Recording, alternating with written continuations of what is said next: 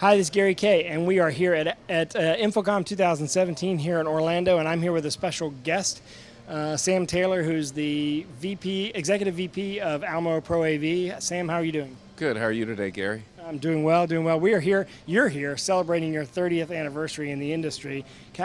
First of all, can you imagine the fact that you'd be in this industry for 30 years? It's been good to me, but 30 years is a long time.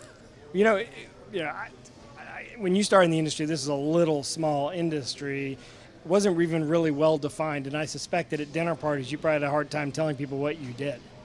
Yeah, it was for trying to tell people what professional audio video was, so they really had no idea.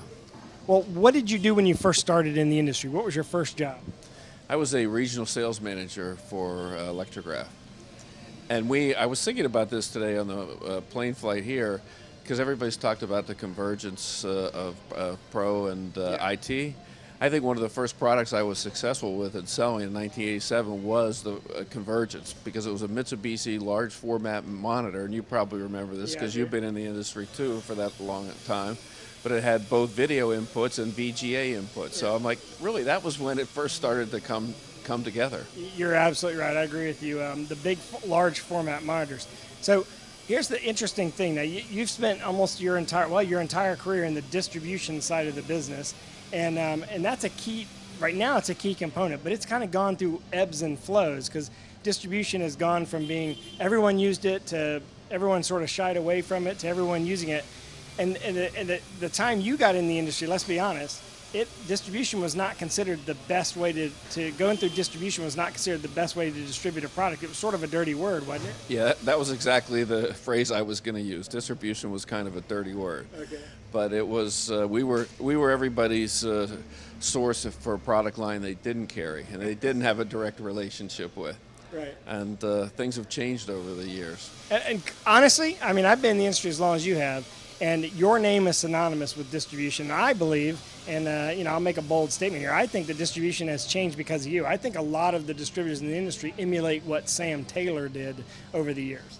Well, thank you, but it was our people. But yeah, we always looked for ways to try to add value and differentiate ourselves, whether it was being a warranty repair center, or now we're providing services for our integrators that they can resell and get recurring revenue and things like that. Well, let's talk about that for a second. So when I first got in the market, about the same time you did, distribution was only bringing a product in and sending it back out. But it's evolved quite a bit. I mean, first of all, it's gotten a lot more professional. The value add is a big part of it, and the value add has gone beyond the product, right? Yeah, and I think we've seen two different metamorphoses or sea changes in this industry. The first was there were the box houses, and the people that didn't migrate to become integrators, they're long gone, and then new people got in who were true integrators. And now I see another change coming, and that is really, well, we had the IT change too, but that so maybe this is the third metamorphosis. But now, if you're not providing services and you're not engaged with that customer on an ongoing basis, whether it's maintenance, whether it's providing content for digital signage or other recurring revenue type models, you're not going to be sticky with that customer, and that's not that. It's really the integrators that are morphing their business to become service providers to their customers that are going to survive and be successful in the long term. Right, and that's the difference. If you look back at an integration or a distributor back 30 years ago, basically it was a bunch of SKUs of products they were providing, and now they were all tangible, right? You could pick them up, hold them, but now a lot of the things that you're providing are services that are intangibles that they can't get in other places. Right. We have our installation services where we provide it's extra labor for integrators when they need it or when they don't want to fly somebody to North Dakota or whatever. We have our content creation. We have our bandwidth services, which are great. We've got a lot of integrators really getting behind that now, and they're getting a monthly check for just asking their end users if they need bandwidth and providing them bandwidth. Everybody needs bandwidth because everything is going to the network. So if I'm going to ask you to go back to 1987 and 88 timeframe and tell me, back then, can you remember the products that were blowing your mind at that time? Well, I remember the two products I remember, one was a Mitsubishi 37-inch display, and that was really was kind of revolutionary because it did have video inputs, it did have VGA, and oh my God, I think it could do 256 colors. Yeah. Right. And then another product was a Seiko color printer, thermal dye sublimation printer, that was when Tektronix had the old inkjet printers, and this was able to do like satellite imaging, and it looked pretty much full color, and that was a fun product to sell through our integrators to government installations and things like that. And for those that don't know, this 37-inch monitor was a big deal, literally, because the thing weighed over 300 pounds.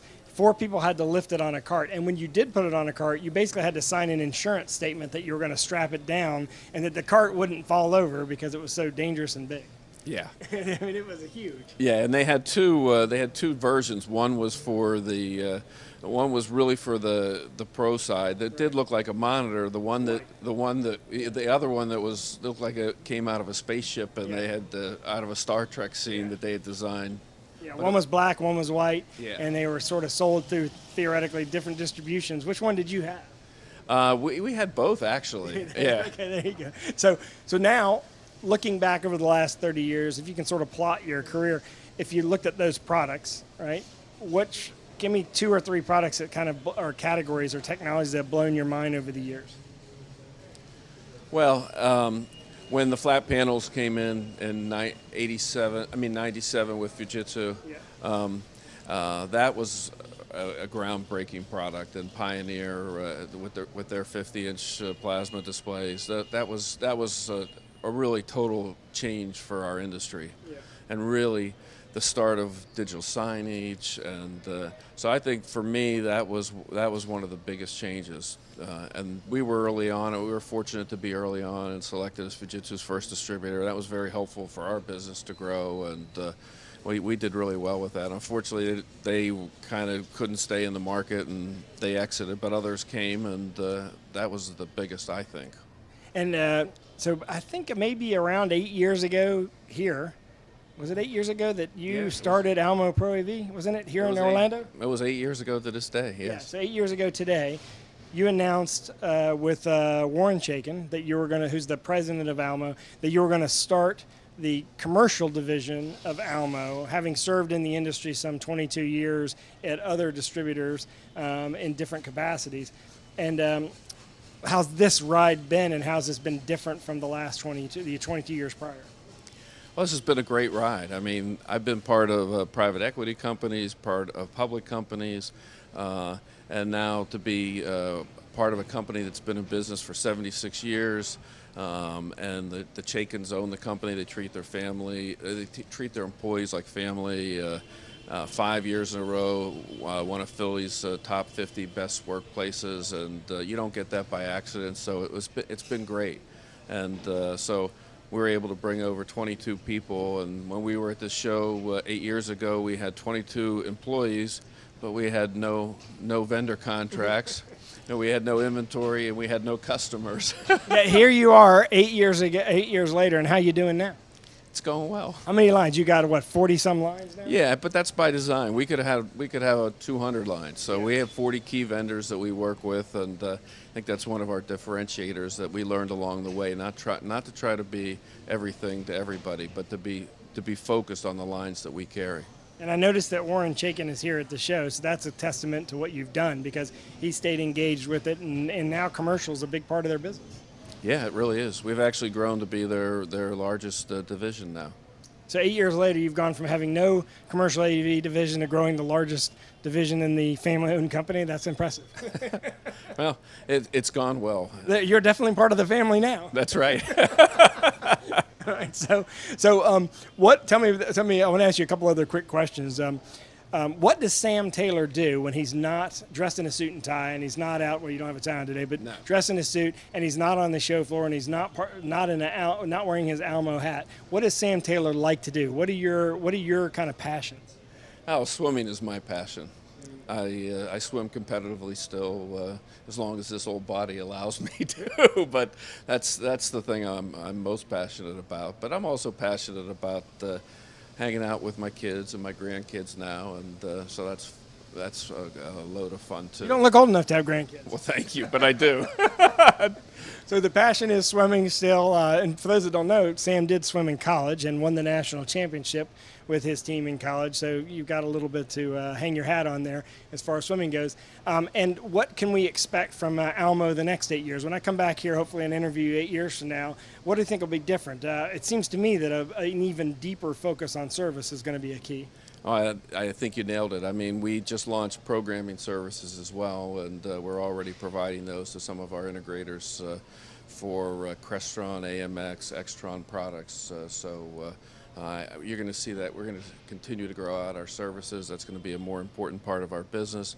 And there's always new technologies coming down the pike. I think the collaboration boards right now are really big, and that's going to continue to grow. 8 years from now, that'll be a very mature technology. Right now, it's just up and coming. Yeah, and I think the movement, I think we've talked about this offline many times, that the movement towards IT is going to be much bigger than it is now. I think everything being put on the network and us being part of the network infrastructure is going to be a key to the future. Yeah, and I think that, I don't know, 10 years ago, everybody was fearful about IT really crushing Pro AV, and really it hasn't. Yeah. If anything, I think the IT folks need the Pro AV folks as much as possible, and the successful integrators have developed IT practices, and it's become part of their skill set. One last question. We have Almo Global here on the screen. Obviously, I've been asking you this for years. Why isn't Almo Pro AV going international? This is a first step, obviously. You're covering a few the Latin American countries. That's the first announcement here at InfoComm. I think the big announcement here at InfoComm is that, and I hope that you grow even bigger internationally. Well, we have several people encouraging us to grow internationally, and I think you could see that as a direction we'll probably go in. But at Almo, we do things very thought out, and we don't run out to. So first Latin America, and then we'll work on other geographies. And when this show's over, you going to Disneyland?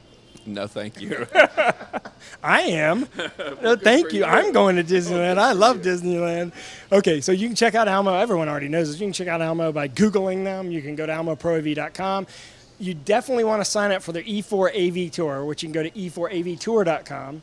We're going to be in New York and LA this fall. We already got the curriculum all set. Everything is CTS-RU approved. Your show, the Almo Pro E4 AV Tour, has become the benchmark for all other distributors. And I can tell you one thing, I can tell you why, is because all the other distributors come to me and say, will you do a keynote for our show, which is a good sign, right? Because that's one of the things.